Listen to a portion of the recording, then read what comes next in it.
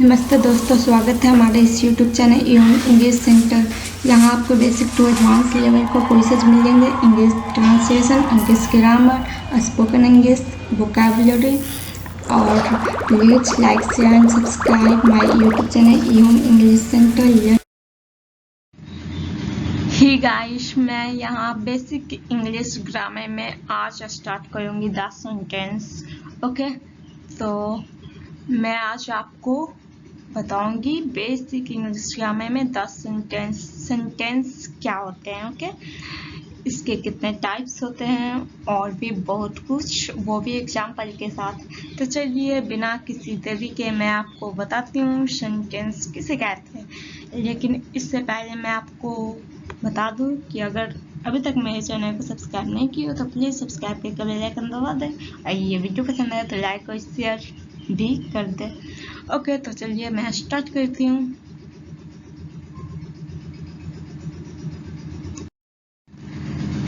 तो यहाँ है 10 सेंटेंस किसे कहते हैं, आइए इसे समझते हैं। ओके, तो यहाँ आपको लिखा हुआ दिख भी रहे होंगे, आपने पढ़ भी लिया होगा। ओके, तो चलिए मैं इसे समझा भी देती हूँ। पहले मैं इसे एक बार पढ़ भी देती हूँ। A sentence is a group of words put together in a certain order giving complete sense. अब मैं इसे आपको समझाती हूँ।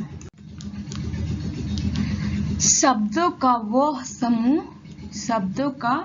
समूह जो निश्चित ढंग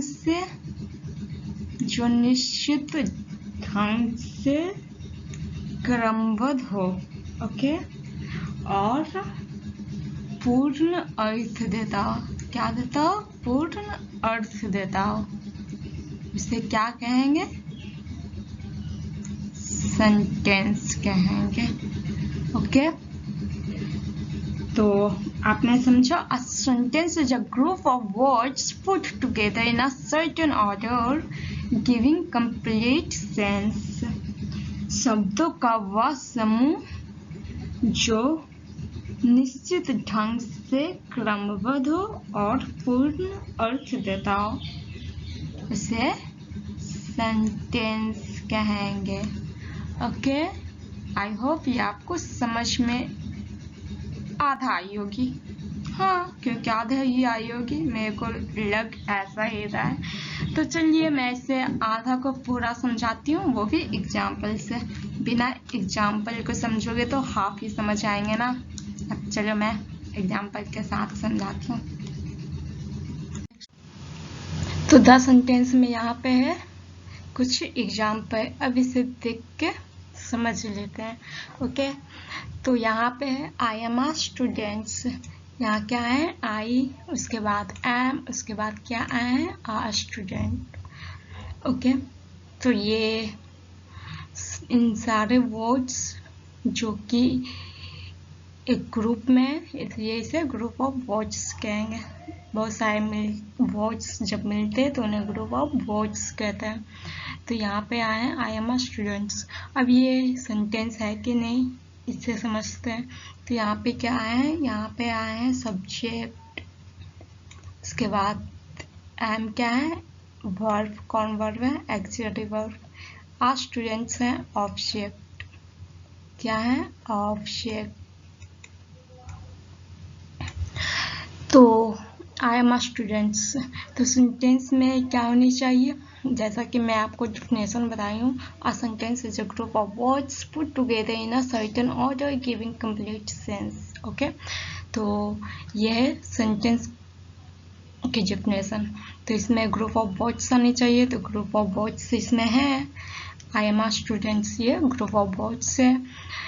अब इसमें क्या होनी चाहिए? Certain order. Certain order means एक निश्चित ढंग से होनी चाहिए, क्रमबद्ध होनी चाहिए। जैसे कि जो हमें और सामने वाले या किसी को भी समझ आए वैसे होनी चाहिए, ना कि आप जो कुछ भी बोल दोगे वो सेंटेंस कहलाएगी। ओके, तो इंग्लिश में सेंटेंस बनाने के लिए सब्जेक्ट, वर्ब और ऑब्जेक्ट की ज़रूरत होती है। क्या सब्जेक्ट के साथ में वर्ब रहनी चाहिए और वर्ब के साथ में क्या ऑब्जेक्ट रहनी चाहिए। ओके, इंग्लिश में सेंटेंस बनाने के लिए सब्जेक्ट वर्ब ऑब्जेक्ट की ज़रूरत होती है और सब्जेक्ट के बाद ही वर्ब और वर्ब के बाद ऑब्जेक्ट, ना कि ऑब्जेक्ट वर्ब और उसके बाद सब्जेक्ट। इस तरीके से नहीं होनी चाहिए, पहले सब्जेक्ट उसके बाद वर्ब उसके बाद ऑब्जेक्ट। ओके, तो यहाँ पे आपने इतना समझा, असर्टेन ऑर्डर होनी चाहिए, मतलब निश्चित और क्रमबद्ध, निश्चित ढंग से क्रमबद्ध होनी चाहिए।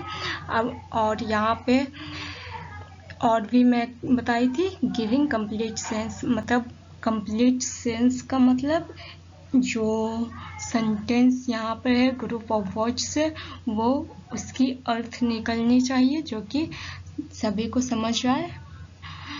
ओके, वैसा वर्ड्स होनी चाहिए, वैसा ग्रुप ऑफ वर्ड्स होनी चाहिए जो सभी को समझ आ जाए।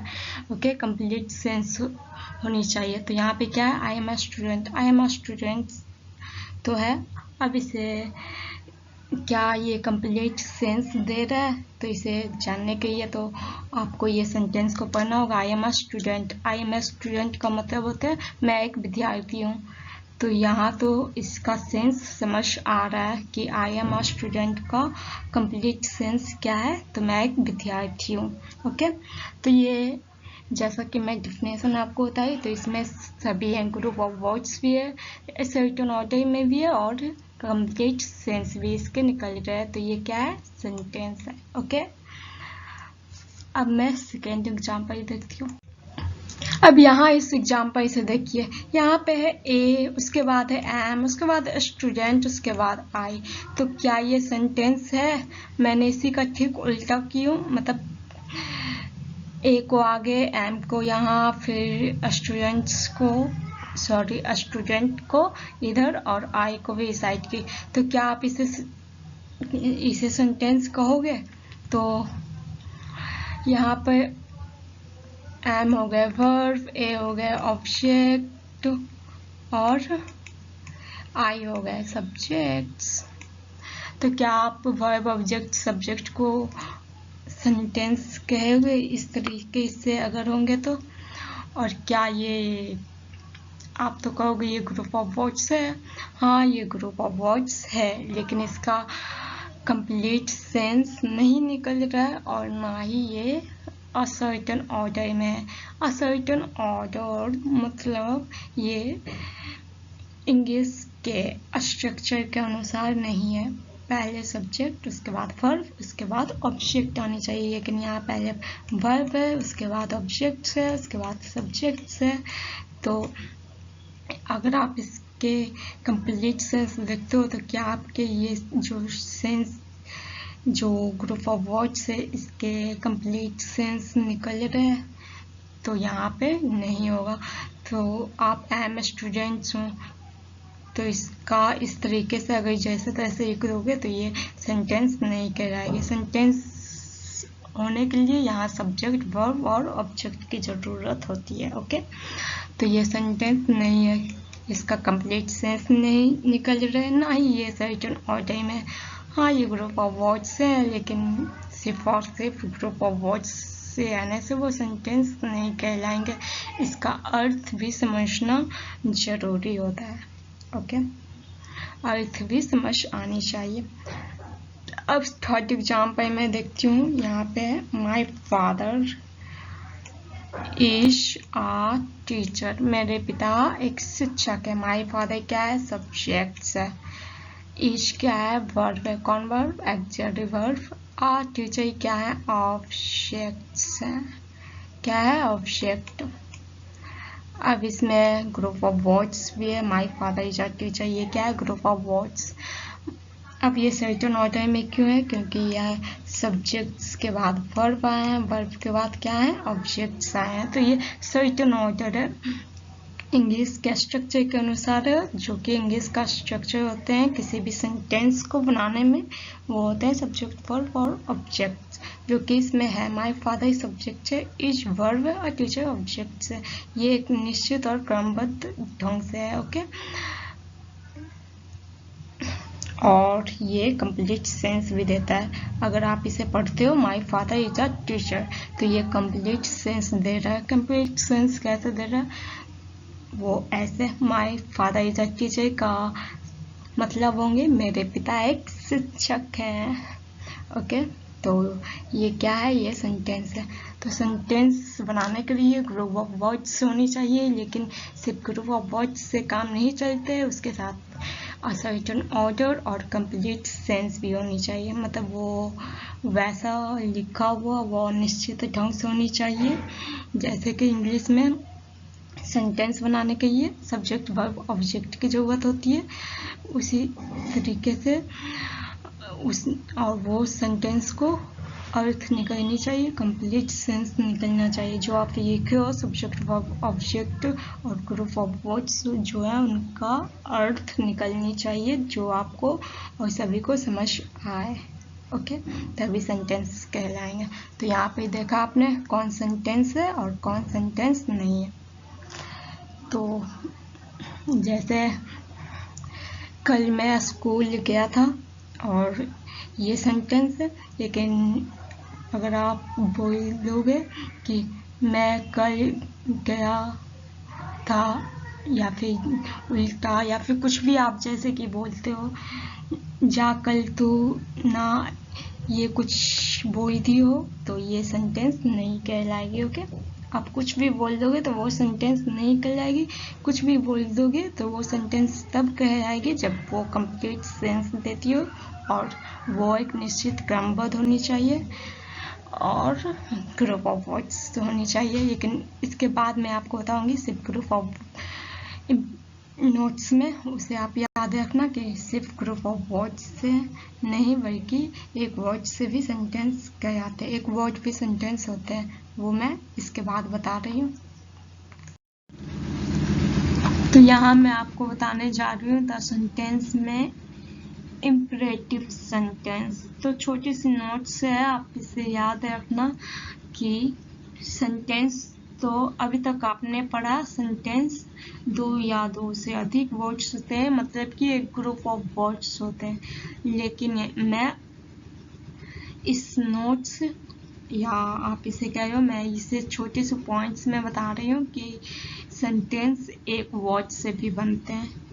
अब यहाँ पे एक वर्ड से कैसे बनते हैं, वो है इम्परेटिव सेंटेंस। इम्परेटिव सेंटेंस एक वर्ड से भी बनते हैं और वो सेंटेंस कहलाएंगे। जैसे एग्जाम्पल से समझते हैं, जैसे गो, कम और लाफ। तो गो, कम और लाफ, ये क्या है? सेंटेंस है। ये क्या है? सेंटेंस है। अब इसे कौन सा सेंटेंस कहेंगे? इम्परेटिव सेंटेंस कहेंगे। इम्परेटिव सेंटेंस कहेंगे। ओके, ये सेंटेंस सीखा हुआ है, अब ज़्यादा दिमाग मत लेगा ना क्योंकि आपको समझ नहीं आएगा। तो ये सेंटेंस सीखा हुआ है। और गो, कम, लाफ क्या है? सेंटेंस है। तो मैं इसके पीछे वीडियो में बताई थी कि सेंटेंस में ग्रुप ऑफ वर्ड्स होने चाहिए, लेकिन यहाँ मैं आपको बता रही हूँ कि एक वर्ड से भी सेंटेंस कहलाते हैं। वो कैसे? वो है ऐसे, इम्परेटिव सेंटेंस। वो इम्परेटिव सेंटेंस है जिससे एक वर्ड से भी सेंटेंस बनते हैं, सेंटेंस कहलाते हैं। एक वर्ड भी सेंटेंस कहलाते हैं, इम्परेटिव सेंटेंस उसे कहते हैं। ओके, जैसे यहाँ पे गो, कम, लाफ। तो गो क्या है? सेंटेंस है। कौन सा सेंटेंस है? Imperative sentence. कम क्या है? सेंटेंस है। कौन सा सेंटेंस? Imperative sentence. लाफ क्या है? सेंटेंस है। और कौन सा सेंटेंस है? Imperative sentence. तो यहाँ पर आपने देखा कि वन वर्ड से, एक शब्द से भी क्या बने? सेंटेंस बने। तो सेंटेंस में ज़रूरी नहीं है कि ग्रुप ऑफ वर्ड्स ही होगा, एक वर्ड से भी सेंटेंस वो कहलाते हैं। और वो कौन सा सेंटेंस कहलाते हैं? वो कहलाते हैं इम्परेटिव सेंटेंस। ओके, तो गो मतलब जाना, का मतलब आना, लाफ मतलब हंसना। तो यहाँ पे सिर्फ गो है, लेकिन इसका अर्थ निकलते हैं यू गो। जब हम किसी को कहते हैं गो, मतलब हम किसी को कहते हैं, मतलब उसे जाने को कह रहे हैं ना, तो यहाँ पे यू गो होते हैं, मतलब यू इसमें हाइड होते हैं इम्परेटिव सेंटेंस में। तो गो मीन्स यू को भी होते हैं, कम मतलब यू कम, लाफ मतलब यू कम लाफ। यहाँ पे यू हाइड होते हैं, बस आप किसी को बोलते हो गो तो गो बोल दो, या फिर यू गो। गो मतलब ही हो गया यू गो, मतलब जाओ या तुम जाओ। ओके, तो मैंने आपको इसके अभी बताई कि सेंटेंस ग्रुप ऑफ वर्ड्स होते हैं, लेकिन यहाँ पर आपको नोट्स में या पॉइंट्स में याद रखनी होगी कि सेंटेंस एक वर्ड से भी बनते हैं, और वो कौन सा सेंटेंस कहलाता है, इम्परेटिव सेंटेंस। और इम्परेटिव सेंटेंस एक वर्ड से भी सेंटेंस कहलाता है। ओके, आई होप कि आप समझ गए होंगे। एग्जाम्पल में मैं यहाँ पे बता दी, गो कम लाफ। तो वीडियो पसंद आए लाइक शेयर करना ना भूलिए, और सब्सक्राइब करके बेल आइकन दबा दें इस तरीके के वीडियो देखने के लिए। तो ये बेसिक से मैं स्टार्ट की हूँ, बेसिक से एडवांस तक ले जाऊँगी। अगर आप बने रहे तो आपको बहुत सारी चीज़ें सीखने को मिलेंगी। आज के लिए इतना ही, तब तक के नमस्कार, जय हिंद।